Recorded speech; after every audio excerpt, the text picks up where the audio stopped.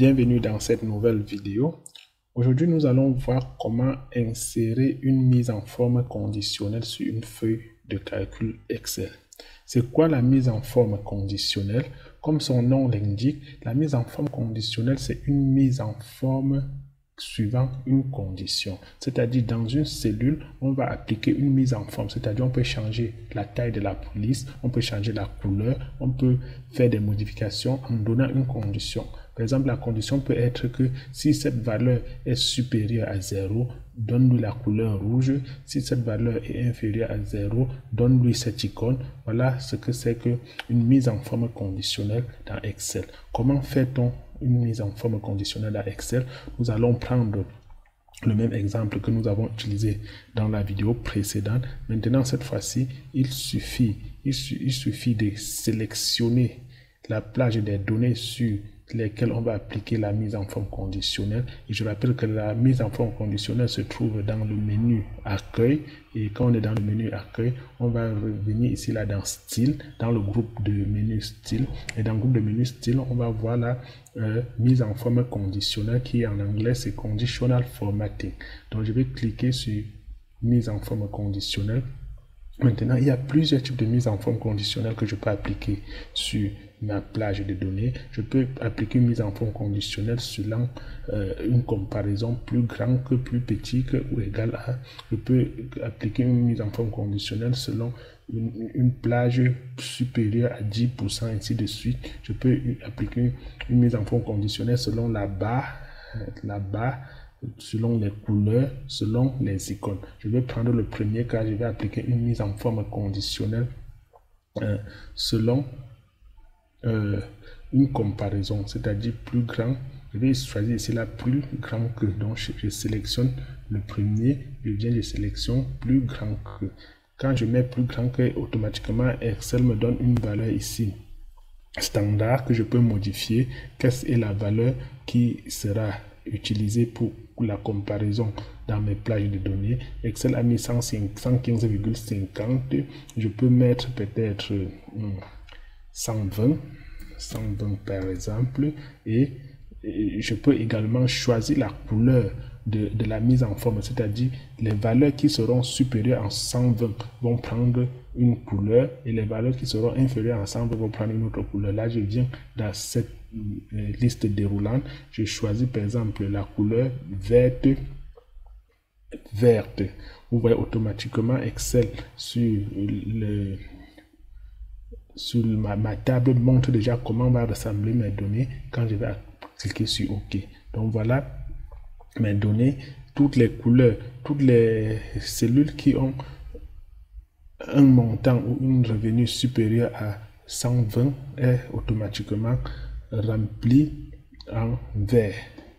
Donc voilà comment j'ai automatiquement fait une différenciation entre mes données en utilisant une mise en forme automatique avec Excel. Je peux à tout moment modifier ma mise en forme en venant sélectionner encore les mêmes données, la plage de données, et je vais revenir toujours dans le menu Accueil. Je viens dans mise en forme conditionnelle, je clique sur mise en forme conditionnelle, je vais venir dans gérer les règles, je clique sur gérer les règles et il y a une nouvelle fenêtre qui va s'ouvrir devant moi. Sur cette fenêtre, je peux créer une nouvelle règle, c'est-à-dire je peux donner une nouvelle condition, je peux modifier la condition existante, c'est-à-dire ce que j'ai créé précédemment. Je peux même supprimer la condition existante. Cette fois-ci, je vais modifier la condition existante, c'est-à-dire je vais sélectionner cette condition et je vais venir sur éditer la règle. Donc dans la règle, Excel me demande donc ce que je veux faire de cette condition. C'est-à-dire, je peux choisir parmi les différentes conditions. L'avantage avec ça, c'est que Excel te propose ce que tu peux faire, des conditions que tu peux créer. Par exemple, je peux faire une mise en forme sur les cellules à base de leur valeur. Je peux faire une mise en forme sur les cellules à base de leur contenu.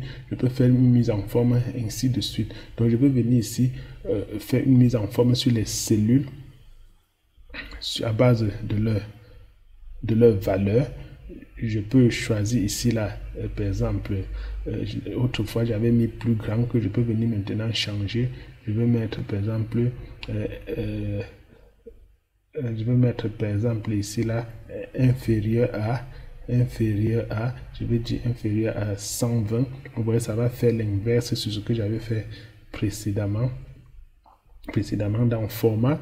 Dans format ici, il y a une nouvelle fenêtre qui va s'ouvrir. Donc dans format, je peux choisir par exemple de mettre cette valeur en gras, de mettre la couleur plutôt peut-être, bon, laissons la couleur verte, ou mettre la couleur rouge, et j'appuie sur OK et je viens ici, je clique OK et je valide. Vous voyez, automatiquement Excel est venu appliquer une autre mise en forme selon la nouvelle règle que j'ai demandé.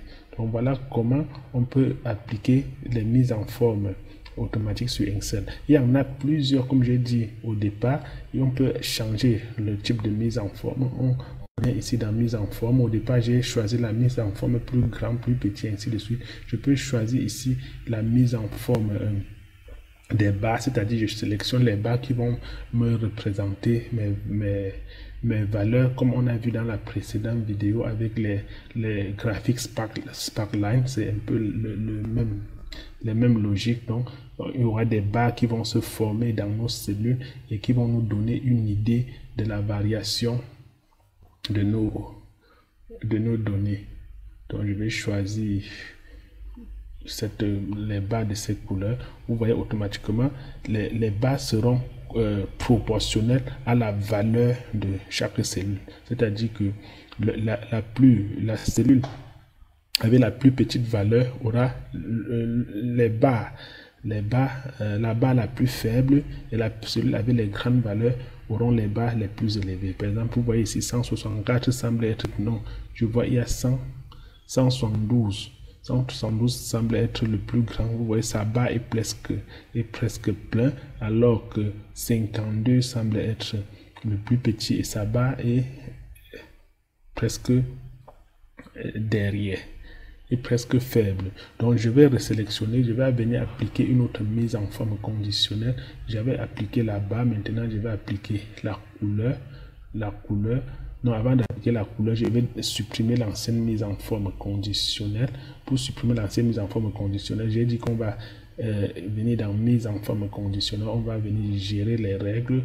La deuxième mise en forme, la première mise en forme conditionnelle, la deuxième mise en forme conditionnelle que j'ai créée, je sélectionne et je viens ici, je dis delete et ça me delete la règle, j'appuie OK.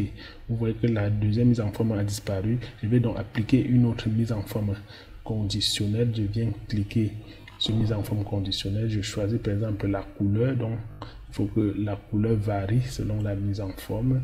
Je vais choisir une couleur.